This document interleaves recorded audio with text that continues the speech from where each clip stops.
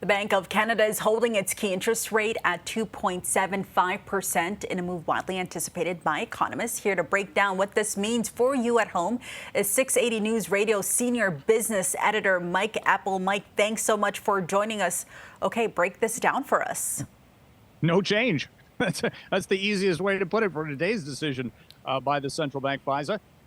The central bank basically saying, we'll wait and see. They're going to keep the overnight lending rate at 2.75%. So it's the second meeting in a row that they've done this because they just don't have enough current data or analysis to determine what to do with interest rates. The start of the year was pretty good. First quarter was better than forecast. They admitted to that as much. Bank of Canada Governor Tiff Macklem saying first quarter outperformed because businesses were front loading their purchases to get ahead of the tariffs. And now it's kind of a wait and see to see what to do next with interest rates going forward.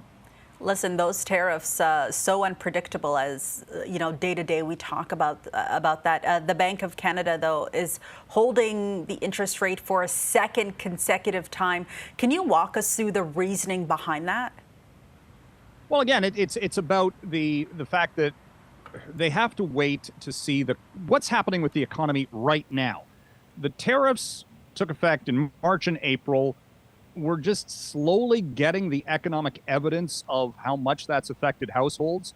And between today and the next interest rate decision, which happens on July 30th, we're going to have 2 reports on the labor market, 2 more on inflation, GDP updates for the second quarter. The bank figures that the economy in this current quarter is really slowing down. And again, it just hasn't been borne out by the data. So you have to wonder, are they making a mistake, though, by if they know this is kind of going to happen? And again, it's the uncertainty, because what the U.S. president does on a daily basis related to anything related to trade, well, it could change by the moment. I mean, it was, just today we've got 50% tariffs on steel and aluminum exports going into the United States. So the bank is saying, okay, we got to wait. And the likelihood is they'll cut rates if the data shows an economic slowdown.